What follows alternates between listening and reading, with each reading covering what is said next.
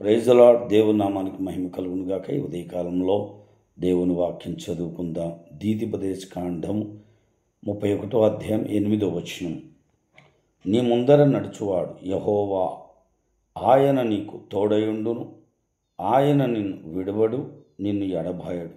భయపడకుము, విస్మయమొందకుమని ఇజ్రాయేలులందరి ఎదుట అతనితో చెప్పాను.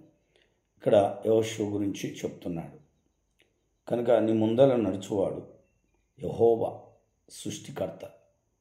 ఈరోజు దేవుని బిడ్డలారా, నీ ముందు నీ వ్యాపారంలో, నీ చేతి పనుల్లో, నీ వ్యవసాయంలో, ప్రతి విషయంలో ఆయన నీకు తోడై ఉన్నాడు.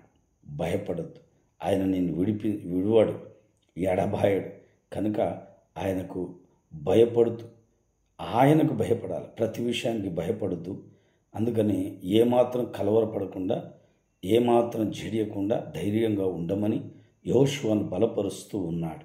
కనుక ఈరోజు నీ పరిచర్య విషయంలో కావచ్చు, లేకపోతే నీ కుటుంబం విషయంలో కావచ్చు, ఆయన ముందుండి నడిపించేటట్టుగా నీవు ఆయనకు సమీపంగా ఉన్న ఎడల దేవుడు అద్భుతం చేస్తాడు, గొప్ప కార్యం జరిగిస్తాడు. కనుక ఈ మాటలు దేవుడు దీవించునుగాక. ప్రార్థన చేసుకుందాం.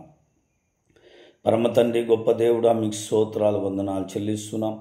యెహోషువను బలపరిచిన దేవుడు, ఇగోనైనా ఈ మాటలు వింటూ ప్రార్థనలోకి భవించిన ప్రతి బిడ్డను బలపరచు. ఈ దినమంతా మీ సన్నిధి వారితో ఉంచి అయ్యా గొప్ప కార్యం జరిగించమని ప్రార్థిస్తున్నాం. మీ సన్నిధి వారికి తోడుగా ఉంచి అద్భుతం చేయండి. ఏ విషయంలో భయపడుతున్నారో ఆయా విషయాలలో అద్భుతం జరిగించి, భయం నుండి, ఆయా ఆందోళన నుండి, కలవరాల నుండి విడిపించి శాంతి సమాధానాలు మీరు అనుగ్రహించండి.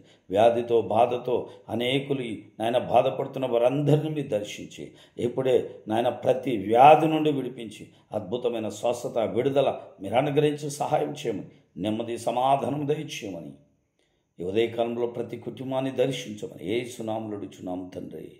ఆమేన్, ఆమేన్. Praise the lord. దేవుని నామానికి మహిమ కలుగును గాక. సబ్స్క్రైబ్ చేయండి.